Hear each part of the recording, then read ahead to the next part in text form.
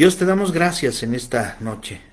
Una vez más, Padre, nos ponemos en tus benditas manos, Señor, y que tu Espíritu Santo fluya en esta transmisión, Señor. Tú estás en todas partes, porque eres omnipresente, Señor, y eres omnisciente, todo lo sabes, Señor, y todo lo puedes, Padre Celestial.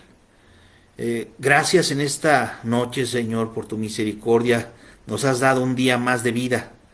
Señor, estamos agradecidos, Padre. No nos hemos quedado sin la comida, sin el abrigo, sin un techo, Señor, y nos has guardado, Señor, de todo peligro. Aunque tiemble la tierra, Señor, nosotros tenemos que alabarte. Aunque rujan el mar y haya tempestades, aunque haya terremotos, aunque todo esto pase, nosotros, Señor, tenemos que cantar. Tenemos que alabarte, Señor. Con todo, yo me regocijaré y alabaré tu nombre, Padre. Gracias en esta noche, Señor. Habla a nuestro corazón. Padre, que tu palabra, Señor, llegue a nosotros. Deposita en cada uno de nosotros tu palabra, en nuestra mente, en nuestro corazón, Señor. Y que nuestra fe, Señor, sea puesta en acción, Señor. Que sea por obra, Padre, nuestra fe. En esta noche, Señor, habla a nuestro corazón y bendícenos y ayúdanos, Padre. Sella mis labios, que no diga nada que tú no quieres que diga, Padre Celestial. Y bendícenos, Padre, bendícenos para que en esta noche, Señor, tu nombre sea glorificado. Te lo pido, Señor, y te doy gracias en el poderoso nombre de Cristo Jesús, nuestro Salvador. Amén. Amén. En esta noche vamos a hablar del tema que tu fe no falte en tiempos de COVID. Que tu fe no falte en tiempos de COVID-19. ¿Qué dice la palabra de Dios? Abramos nuestras Biblias ahí en Lucas capítulo 22, versículo 31 y 32. Lucas capítulo 22, versículos 31 y 32. Dice la palabra del Señor, dijo también el Señor, Simón, Simón, he aquí Satanás os ha pedido para zarandearos como a trigo, pero yo he rogado por ti, que tu fe no falte, y tú una vez convertido confirma a tus hermanos. Esa es la nueva versión internacional. Una vez tú convertido, confirma a tus hermanos. Y vamos a ver lo que significa zarandear. Vamos a ver qué es zarandeo. La palabra Satanás significa adversario o enemigo. ¿Es una advertencia para Pedro solamente, hermanos? No, era para todos sus discípulos. Y la palabra zarandear viene del griego, que significa sacudirlos de un lado a otro. Jesús Jesús dijo, Satanás os ha pedido. La palabra os es plural en el texto griego, así que es una advertencia para todos nosotros. No solamente fue para Pedro, no solamente fue para sus discípulos, es para todos nosotros. Seamos convertidos o no seamos convertidos. Es una advertencia para todos. Entonces, zarandearos. Zarandearos. Satanás os ha pedido para zarandearos como a trigo, dice. Para sacudirte de un lado a otro como el trigo en un tamiz. También significa para afligirlos y angustiarlos, para dispersarlos de ambos, o sea, de Jesús y de los demás. Satanás ya tenía el control de Judas. Y entró Satanás en Judas. Pero en esta ocasión, Satanás quiere zarandear a Pedro y a todos los discípulos, no solamente a Pedro. ¿Cómo? Pues tratando de esparcirlos. Cuando los lobos cazan, lo hacen en manada y dispersan a la víctima, dispersan a ese animalito que ven el más frágil, que ven el más débil del grupo, lo separan y ahí es cuando lo cazan. Lo separan del pastor, lo separan de la manada y ahí es cuando lo cazan. Y este es un recordatorio de lo que Satanás le hizo a Job, por ejemplo. Satanás pidió permiso para zarandear a Job también. Por la gracia de Dios, pues Job soportó el zarandeo. Pero no pasó lo mismo con Pedro que con Job. No fue lo mismo. Pedro negó 3 veces a Jesús antes de ser convertido. Sí, antes que cante el gallo, decía Jesús, me vas a negar 3 veces. Pero Pedro negó a Jesús antes de ser convertido. Pedro es un tipo de la persona inconversa que es zarandeada. Job es un tipo de una persona cristiana siendo zarandeada. O una persona de Dios siendo zarandeada. Pero no te equivoques. Toda persona salva o perdida será zarandeada por Satanás. ¿Cómo es zarandeada la gente que no es salva? Jesús nos dio la parábola del sembrador, ahí en Lucas 8 del 5 al 15, para mostrar cómo Satanás zarandea a los que no son salvos. Vamos a leerla. Lucas 8, versículo 5 al 15, dice: el sembrador salió a sembrar su semilla, y mientras sembraba, una parte cayó junto al camino y fue hollada, y las aves del cielo la comieron. Otra parte cayó sobre la piedra, y nacida se secó, porque no tenía humedad. Otra parte cayó entre espinos, y los espinos que nacieron juntamente con ella la ahogaron. Y otra parte cayó en buena tierra, y nació y llevó fruto a 100 por 1. Hablando estas cosas, decía a gran voz: el que tiene oídos para oír, oiga. Y sus discípulos le preguntaron diciendo: ¿qué significa esta parábola? Y él dijo: a vosotros os es dado conocer los misterios del reino de Dios, pero a los otros por parábolas, para que viendo no vean y oyendo no entiendan. Esta es la parábola. La semilla es la palabra de Dios, y los de junto al camino son los que oyen, y luego viene el diablo y quita de su corazón la palabra, para que no crean y se salven. Los de sobre la piedra son los que, habiendo oído, reciben la palabra con gozo. Pero estos no tienen raíces. Creen por algún tiempo y en el tiempo de la prueba se apartan. La que cayó entre espinos, estos son los que oyen, pero yéndose son ahogados por los afanes y las riquezas y los placeres de la vida, y no llevan fruto. Mas la que cayó en buena tierra, estos son los que con corazón bueno y recto retienen la palabra oída y dan fruto con perseverancia. Vamos a ver la división de esta palabra, que es la semilla. Vamos a ver el primer grupo. Los de junto al camino son los que oyen la predicación, y luego viene el diablo y quita de su corazón la palabra para que no crean y se salven. Ahí dice el versículo 12. El diablo sabe cómo arrancar la palabra de tu corazón.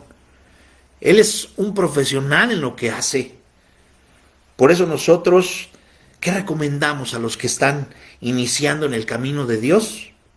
Que lean la palabra para que se arraiguen en ella, para que nada los mueva. El mejor legado que puede usted dejar como persona es compartirles las buenas nuevas a otros. He conocido gente, hermanos, que escuchó la predicación del Evangelio o ha escuchado la predicación del Evangelio durante años. pero luego lo olvidaron. A muchos les pasa cuando ven un programa de televisión o acaban de ver una película. Apenas se acaba el programa o acaban de ver esa película y se olvidan de qué se trató. Pasan unas horas y ya, oye, ¿de qué fue la película? Ay, pues no me acuerdo. Y mucha gente lo hace así con la predicación. Se olvidan de inmediato. El diablo arranca ese sermón, esa predicación de sus corazones.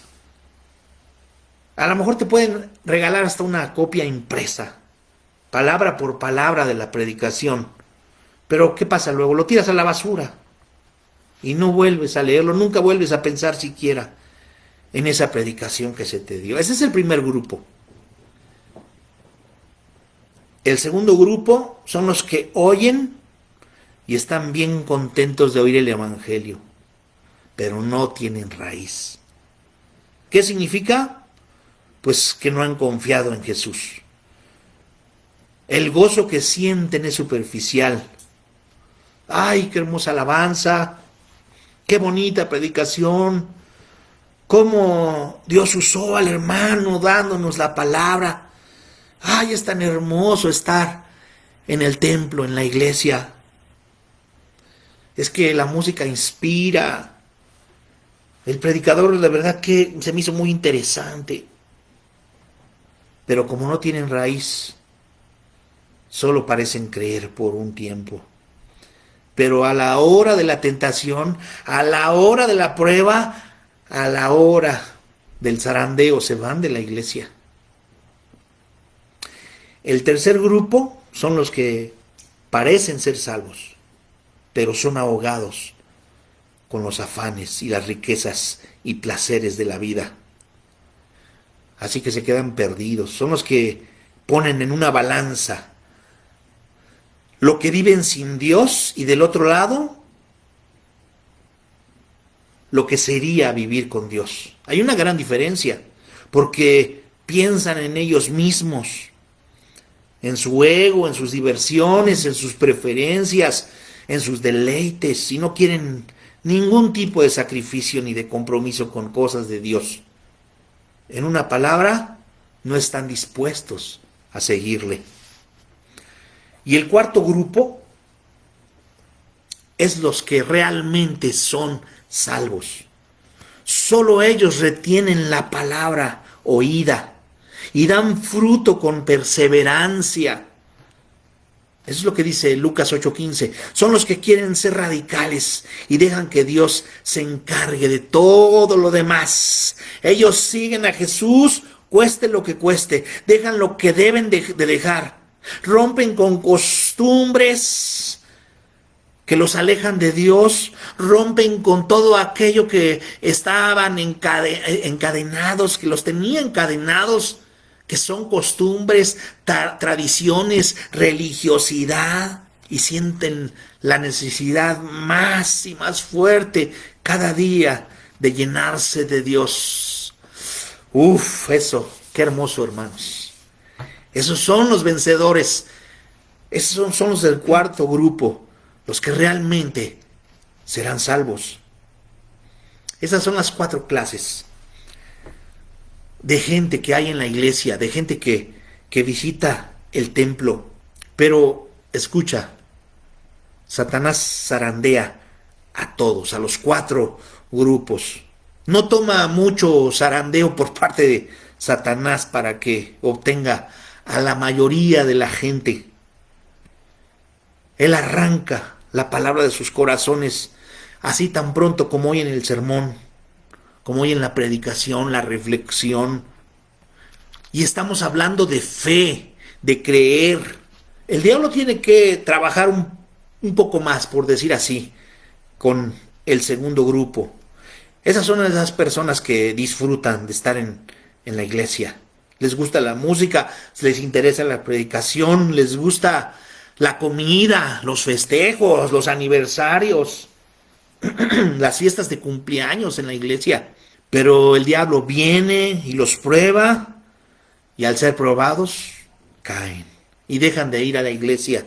Y finalmente están los que duran más tiempo, quizá hasta años, hermanos. Pero luego el diablo los zarandea también. ¿Con qué? Pues con las preocupaciones, con el dinero, y pues les muestra los placeres de la vida y pierden su alma. Toda persona inconversa es probada, tentada y zarandeada por el diablo. El zarandear del diablo mantiene a la mayoría de gente en sus garras. Los tiene como sus esclavos. Y solamente un número muy pequeño es el que realmente se convierte. Toda la gente es probada por el diablo, pero son pocas las personas que pasan la prueba y son convertidas por Dios. Y son pocas las personas lavadas de sus pecados en la sangre de Jesús. Así que, hermano, hermana, no lo olvides. Todos somos probados y tentados por el diablo, pero solo un número pequeño realmente pasa la prueba. Hace a un lado al diablo y es salvo por la sangre de Cristo Jesús. Cree en Jesús, el Hijo de Dios. Muy pocas personas. Así Jesús le dijo a Pedro: Satanás os ha pedido para zarandearos como a trigo. Solamente los elegidos serán salvos, muchos son llamados y pocos los escogidos. Mateo 22:14. Entonces, todos los cristianos verdaderos son zarandeados también. Todos. Aún hasta después de ser convertidos. Y Satanás nos quiere zarandear. Recuerda que el diablo tuvo que pedirle permiso a Dios antes de poder zarandear a Job. Y Dios le permitió a Satanás zarandear a ese hombre, al más piadoso, al más perfecto sobre la tierra. Imagínense. Así que todos somos zarandeados por Satanás. Arranca esa palabra de nuestro corazón y a veces olvidamos las promesas de Dios. Y manda tentaciones muy grandes. Y a veces tenemos ganas de rendirnos. No, usted no cree que a veces yo digo: Señor, ya no puedo más. Créame que sí he pensado: Señor, ya no puedo. Esta vez no sé cómo voy a salir a predicar, cómo voy a transmitir. Hermanos, a veces Satanás quiere robarnos esa fe. Quiere que caigamos. Quiere vernos derrotados. Que nuestra fe mengüe. Y dice la palabra de Dios: el que piense que esté firme, mire que no caiga. El que crea estar firme, mire que no caiga. Vamos a Santiago, capítulo 2, versículo 20. Mire, ahora va a ver otra parte de la fe. ¿De qué sirve que digamos que tenemos fe si no la ponemos por obra? Hoy en la mañana debimos poner por obra nuestra fe. Santiago 2:20. Mas ¿quieres saber, hombre vano, que la fe sin obras es muerta? Ahora, si ya tienes fe, pues tienes que ponerla en acción para que crezca cada día más y más. Porque la fe sin obras es muerta, no sirve para nada. Y hay mucha gente en las iglesias que son salvos.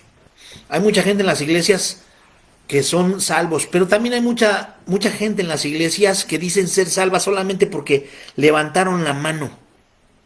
Pasaron al frente, les dijeron: pues repite esta oración. Y la repitieron y les dijeron: ya eres salvo, ya eres cristiano. Pero ¿qué tan cierto es esto, hermanos? ¿Será así de fácil? ¿Será así tan light? No, hermanos, sabemos que hay que darle seguimiento. Obviamente, cuando se hace una oración de corazón, cuando una persona levanta su mano y dice: yo quiero recibir a Cristo, y esa persona de todo corazón le pide a Dios que entre a su vida, esa persona es salva y empieza a Dios a transformar su vida. Pero Hay muchas doctrinas que enseñan que solamente levanta tu mano y aquella persona dice, bueno, pues ya estoy aquí, yo levanto mi mano, pero no lo hacen de corazón. La religión mayoritaria aquí en México bautizan a los recién nacidos y les dicen que ya son cristianos, que los niños ya son parte de la iglesia y del cuerpo de Cristo. ¿Qué tan bíblico es esto? ¿Qué tan cierto es?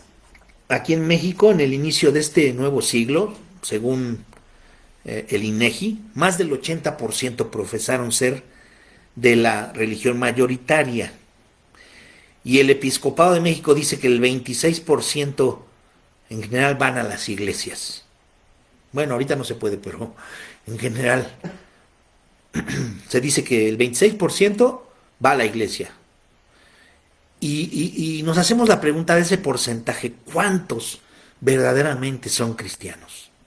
¿Cuántos verdaderamente dan frutos dignos de arrepentimiento? Y encontré un comentario que en una revista que se llama American Christianity en Estados Unidos asegura que de los 305 millones de personas, estamos hablando de principios de siglo, 250 millones dicen que son cristianos, que 189 millones están inscritos en las actas de membresías de las iglesias y solo 134 millones asisten regularmente a la iglesia. Siempre se ha dicho eso, ¿no? Cuando dicen cuántos miembros son, pues la gente tiende a inflar. ¿Cuántos miembros? No, miles y miles en las iglesias. Pero ¿cuántos de ellos serán verdaderamente cristianos? ¿Cuántos viven como cristianos? ¿Cuántos dan frutos de arrepentimiento? ¿Cuántos por su fe demuestran que son verdaderamente hijos de Dios, que son verdaderamente cristianos?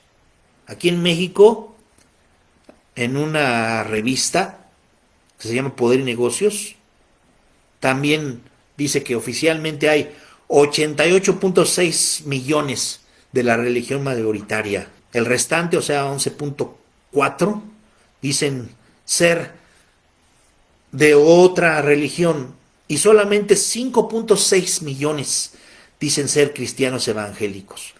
¿Cuántos de esos 5.6 son verdaderos cristianos? ¿Cuántos son nacidos de nuevo? ¿Cuántos dan evidencia y frutos de una verdadera conversión? De los que estamos reunidos ahorita, de los que están conectados, ¿cuántos realmente somos cristianos? A lo mejor podemos ser triunfalistas y decir, no hombre, en mi iglesia hay miles y miles de miembros. Yo he escuchado cómo pastores incluso dicen, no hombre, se conectan muchísimos a la transmisión. No, pues sí. Pero ¿de qué sirve que se conecten muchos? Lo importante es que todos realmente seamos cristianos, realmente vivamos como cristianos, demos fruto de arrepentimiento. Eso es lo importante. ¿Cuántos de los que estamos conectados podemos decir que somos verdaderamente hijos de Dios? ¿Qué dice Santiago, hermanos? Que la fe sin obras es muerta. Se necesitan ver evidencias de un arrepentimiento genuino. Ahora yo le voy a hacer una pregunta. ¿La fe se ve? ¿Sí o no?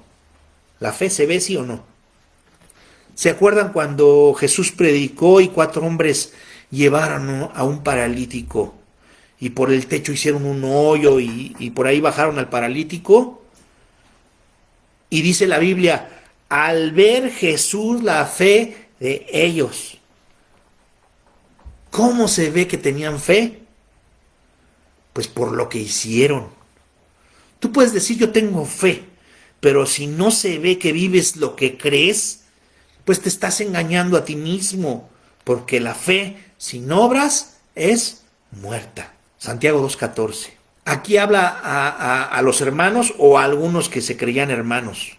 ¿De qué aprovechará si uno dice que tiene fe y no tiene obras? ¿Podrá la fe salvarle? Y Romanos 3:28 dice, el hombre es justificado por fe, sin las obras de la ley. O sea, no podemos ser justificados por las obras, sino por fe. Es que somos justificados. Esa es la verdad evangélica. Somos salvos por gracia, por medio de la fe. Y si yo digo que tengo fe, tiene que verse. Tiene que verse en lo que yo vivo, en lo que hago. Porque si digo que tengo fe y que creo y confieso con mi boca que Jesús es mi Señor, pero sigo viviendo como antes, ¿seré salvo? No. Vamos a comprobarlo en la Biblia. Santiago 2:14. Hermanos míos, ¿de qué aprovechará si alguno dice que tiene fe y no tiene obras? ¿Podrá la fe salvarle? Y luego Santiago pone un ejemplo de la vida cotidiana. Dice, y si un hermano o una hermana están desnudos y tienen necesidad del mantenimiento de cada día, y alguno de vosotros les dice, id en paz, y si alguno de nosotros le dice a otro, vaya con el pastor porque le va a ayudar. Decía un pastor que él siempre les dijo, si vienen con necesidad material, no me lo manden a mí, porque eso no dice la Biblia. No, no es así. Si tú me lo mandas a mí, tú no te comportas como cristiano, hermano. Si yo como pastor recibo a alguien y tú me lo mandaste, hermano, pues no te estás comportando como cristiano. Estás evadiendo lo que dice la palabra de Dios. Estás evadiendo y se lo estás mandando a otro. Cuando Dios nos muestra que alguien está en necesidad, uno debe de actuar como cristiano y ayudar. Yo no voy a ser cristiano por usted. Debes decir que eres cristiano con tu boca y con tus hechos. ¿O cuando han llegado con ustedes y les dicen, el pastor me mandó con usted para que me ayude? Claro que no, hermano. Id en paz, calentaos y saciaos, pero no les dais las cosas que son necesarias para el cuerpo. ¿De qué aprovecha? Estamos leyendo Santiago 2, versículo 17. Así también la fe, si no tiene obras, es muerta en sí misma, porque la fe se demuestra por las obras. La fe se ve, pero alguno dirá, tú tienes fe y yo tengo obras. Muéstrame tu fe. O sea que tú crees que eres salvo. Sin tus obras, o sea, muéstrame tu fe sin tus obras y yo te mostraré mi fe por mis obras. Te lo demostraré con mis obras, la forma de vivir, de caminar. Versículo 19. Tú crees que Dios es uno, bien haces. También los demonios creen y tiemblan. ¿Saben que los demonios no son ateos? Ellos creen, ellos saben quién es Dios y tiemblan, dice la palabra de Dios. Cuando Jesús vio al endemoniado, le dijeron, sabemos quién eres. Los demonios salen porque se doblan ante la presencia de nuestro Señor Jesucristo. Los demonios tiemblan porque saben lo que les espera en el nombre de Jesús. No pueden permanecer y nosotros podemos hollar, pisar serpientes y escorpiones porque mayor es el que está con nosotros. Porque ese poder Jesús es el que nos da, hermanos. Pero lo que hacen, estamos hablando de los demonios, no lo demuestra. Ellos están en rebeldía contra Dios. Los demonios también creen y tiemblan. Hay muchas personas en la iglesia que ojalá tuvieran la fe que tienen los demonios. La fe de los que dicen que son salvos y que son hijos de Dios, pero que no lo demuestran con sus hechos, porque los demonios saben que Dios tiene poder y creen y tiemblan, dice. Ojalá lo demostremos con nuestros hechos. Versículo 20. ¿Mas quieres saber, hombre vano, que la fe sin obras es muerta? ¿No fue justificado por las obras Abraham nuestro padre cuando ofreció a su hijo Isaac sobre el altar? A ver cómo está eso. ¿Somos salvos por obras? El verdadero cristiano no hace las buenas obras para ganarse la salvación, sino que las hace porque ya es salvo. Es como una consecuencia natural de la salvación. Es como un árbol que está ahí, un manzano, un limón, y está creciendo de una forma natural, está echándosele agua, abono, está creciendo y de una manera natural da fruto. Jesús dijo, no podemos esperar que los espinos den uvas. El árbol bueno da buenos frutos. Esos son los cristianos genuinos, hermanos. El cristiano genuino nacido de nuevo da frutos por ser esa su nueva naturaleza. Da los frutos de Dios, da frutos de arrepentimiento. Y si alguno no da esos frutos, hermanos, de arrepentimiento, pues no es cristiano todavía. Frutos de una nueva criatura. Así que no hay que confundirnos. Hay personas que oran por alguien y acepta a Cristo y a la semana ya quieren que sea el apóstol San Pablo. Pues no se puede. Pero si tienes 15 años de cristiano y todavía vives teniendo problemas con tus actos, si todavía tienes problemas en mentir, en robar, lo que habla tu boca, etcétera, 15 años y todavía en el mismo pecado, pues eso te hace dudar, ¿no? Nos hace dudar de que seas cristiano. Versículo 22, ¿no ves que la fe actuó juntamente con sus obras y que la fe se perfeccionó con sus obras? Perfeccionar significa completar, complementar. ¿Cómo se completa una fe genuina? Pues por lo que haces. Si dices ser hijo de Dios, pues demuéstralo. Pastor, es que yo todavía le doy sus cachetadas a mi esposa. No, hermano. ¿Cuánto tiene de estar en la iglesia? ¿15 años? ¿20 años? Es que la carne, hermano, me gana. Usted sabe, qué difícil. ¿Se imaginan al apóstol Pedro correteando a su esposa para darle una cachetada? No, hermanos, no. Pero muchos se dicen ser cristianos. Dicen que creen. Y es mejor que se desengañen ahorita. Necesitamos arrepentirnos. Necesitamos dejar la vida pasada. He aquí, todas las cosas son hechas nuevas. La vida del cristiano es así. Cuando nosotros recibimos a Jesús, todas las cosas viejas pasaron. Todas son hechas nuevas. Versículo 23. Dice, y se cumplió la escritura que dice, Abraham creyó a Dios y le fue contado por justicia y fue llamado amigo de Dios. Vosotros veis, pues, que el hombre es justificado por las obras y no solamente por la fe. La fe sin obras no salva. Tampoco las obras sin la fe salvan. No por obras, dice la palabra de Dios, para que nadie se gloríe. Cuando tú eres salvo, hay un cambio drástico, o debe de haber un cambio drástico, un cambio radical en tu vida. Vamos a demostrarlo con la Biblia, hermanos. Hebreos 11:1.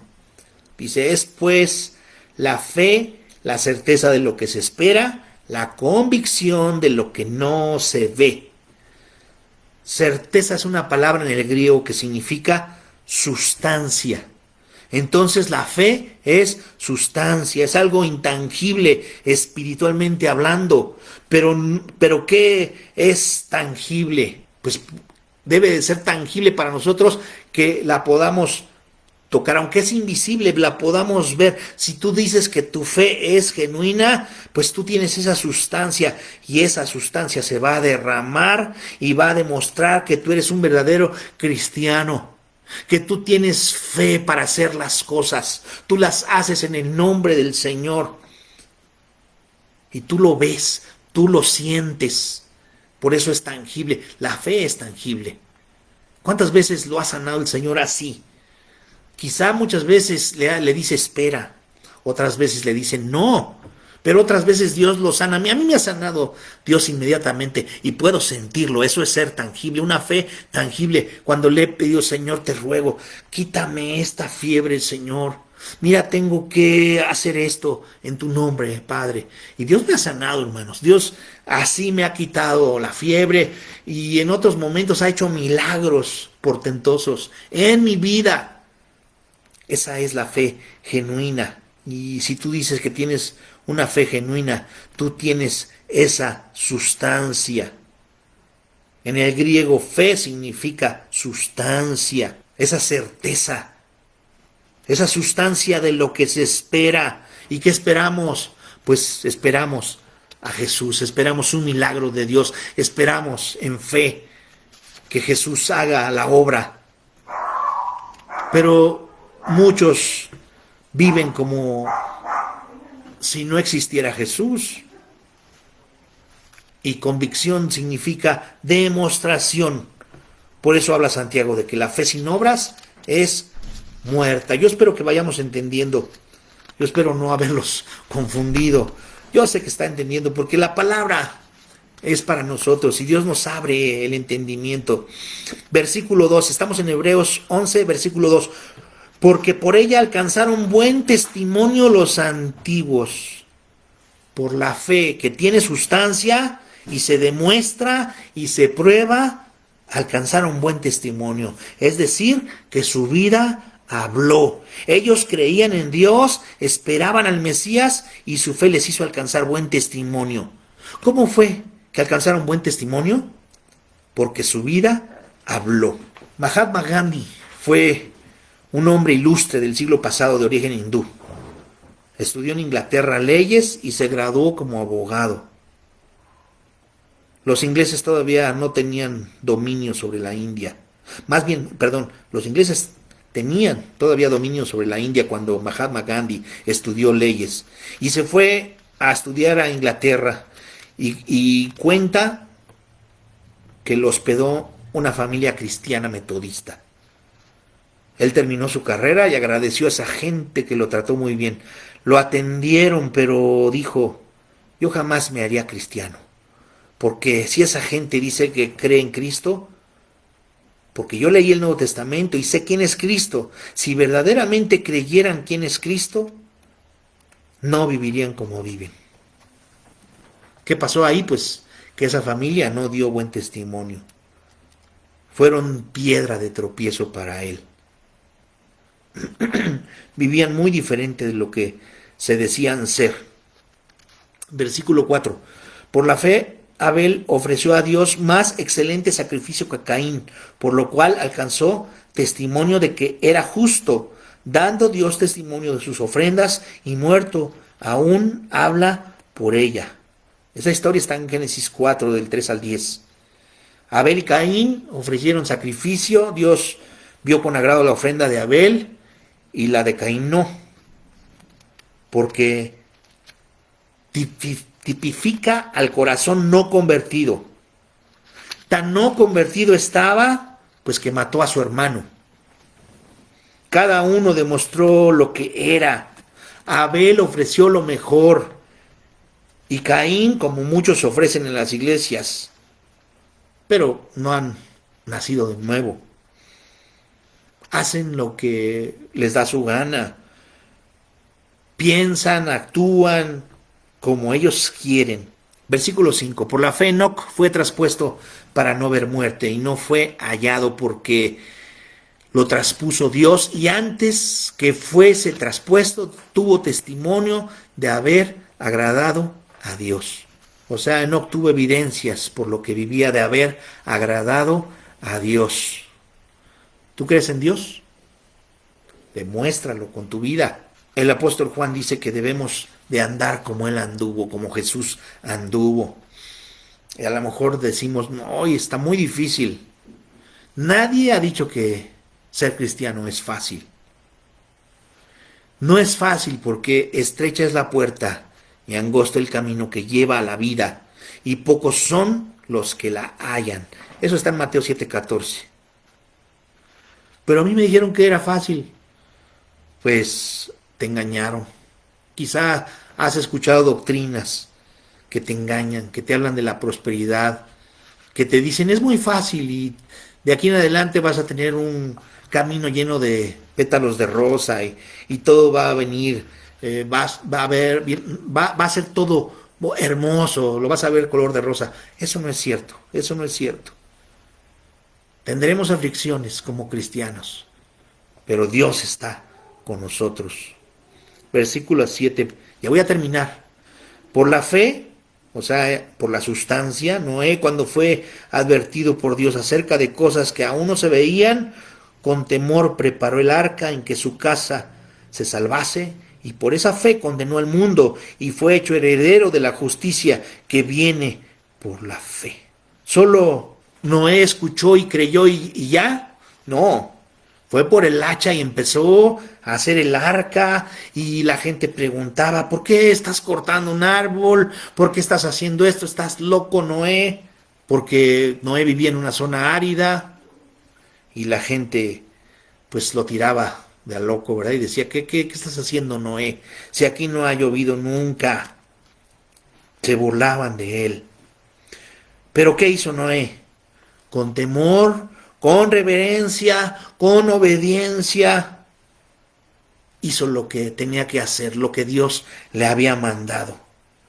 Y fue hecho heredero de la justicia porque su fe se tradujo en obras.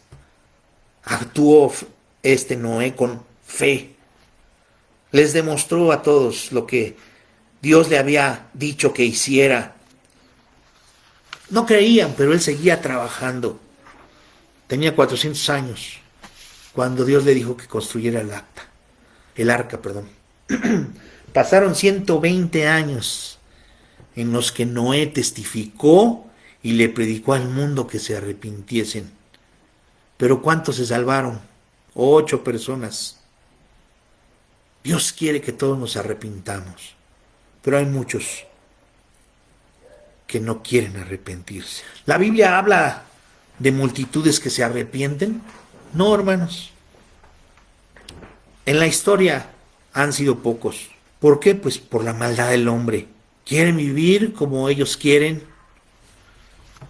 y no quieren vivir como Dios nos manda que vivamos. Así que vamos a seguir leyendo la palabra de Dios. Dice el versículo 8. El versículo 8. Por la fe Abraham, siendo llamado, obedeció para salir al lugar que había de recibir como herencia. Y salió sin saber a dónde iba. A veces somos dados a ver señales. Le pedimos a Dios señales. Señor, dame una señal si quieres que haga esto. Dame una señal, Señor, para ver si tú quieres que te sirva. Dame una señal si tengo que obedecer lo que dice el pastor. Y muchos dicen, es que Dios no me ha dado señales. Hermanos, no necesitamos ver señales para servir a Dios. No necesitamos señales para obedecer. El Espíritu Santo es el que nos redarguye.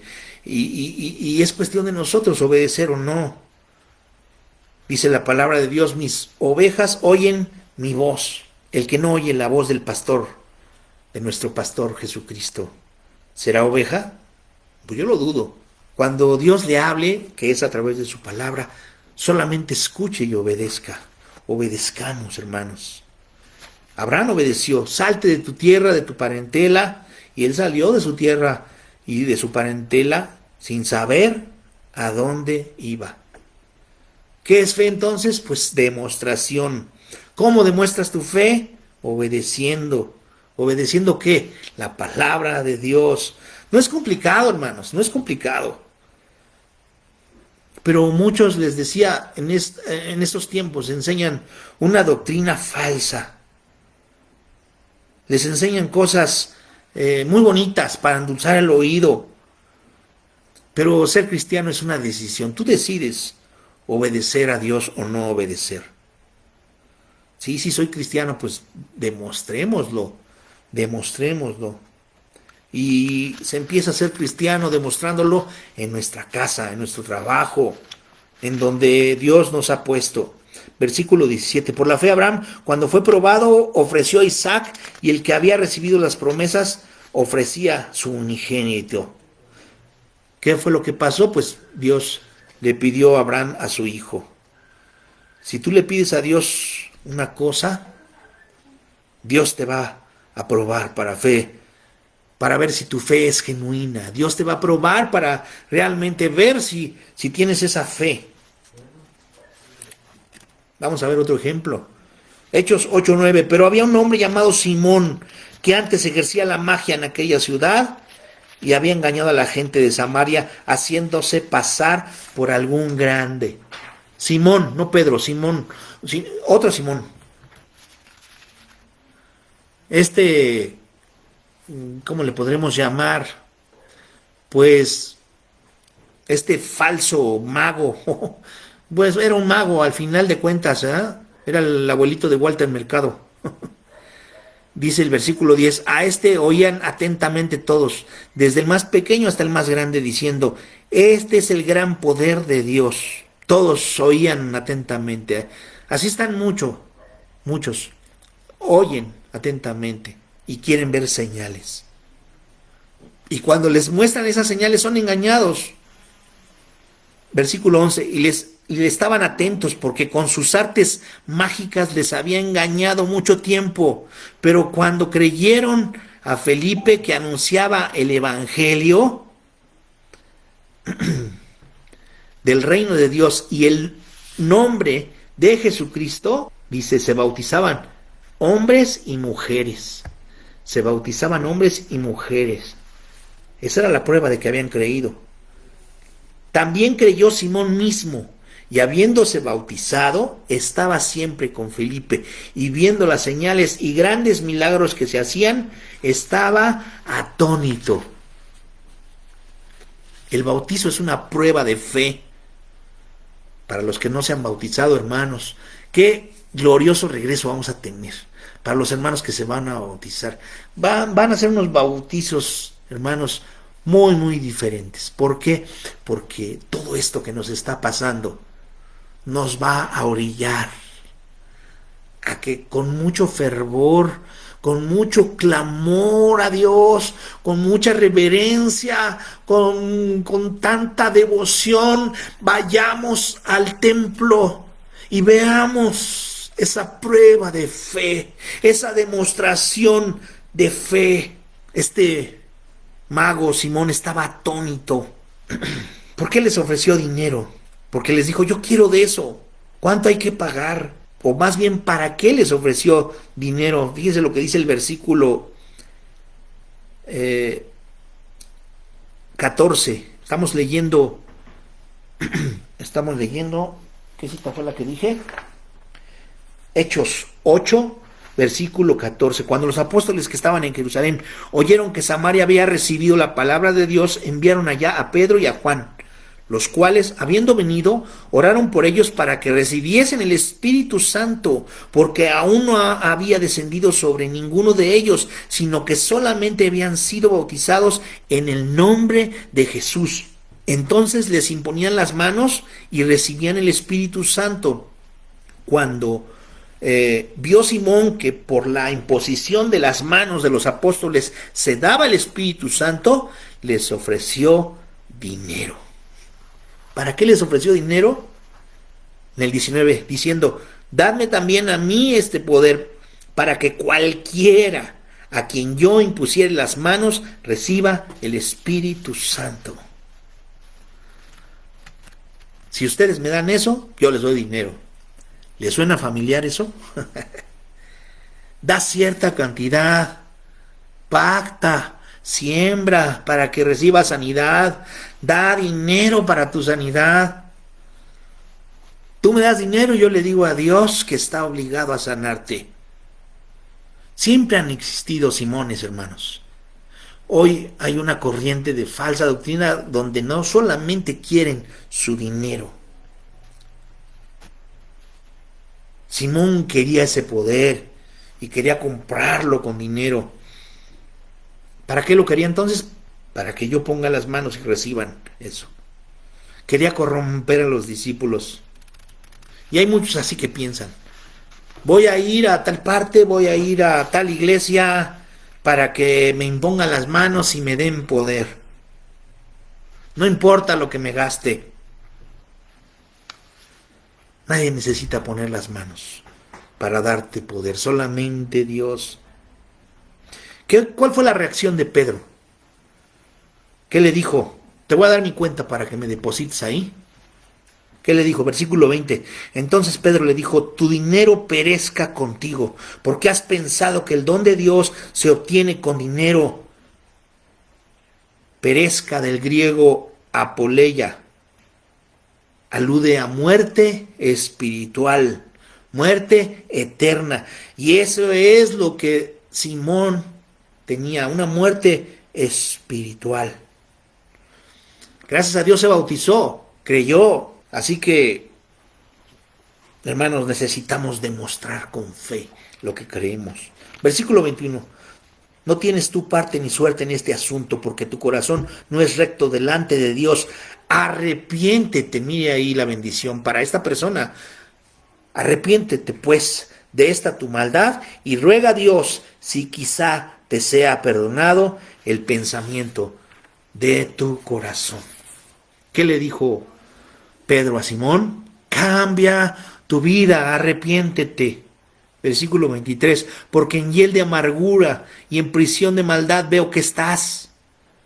Respondiendo entonces Simón dijo, rogad vosotros por mí al Señor, para que nada de esto que habéis dicho venga sobre mí. ¿Qué les dijo? Oren por mí. No había entendido.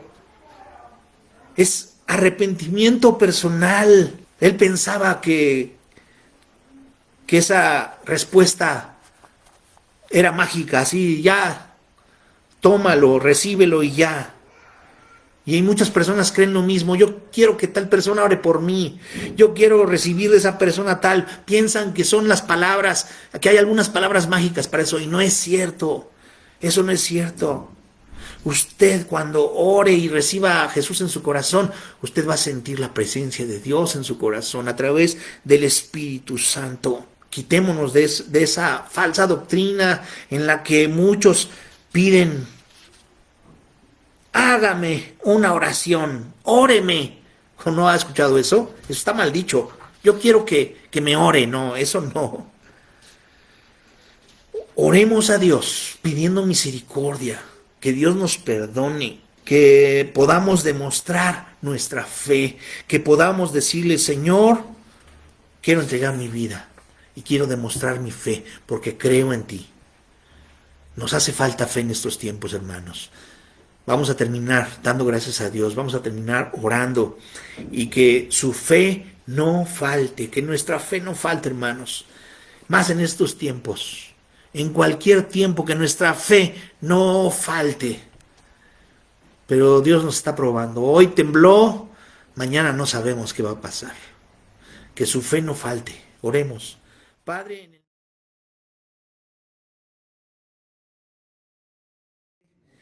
nos vemos mañana a las 8 en una nueva transmisión y sigamos orando. Que Dios les bendiga. Un abrazo.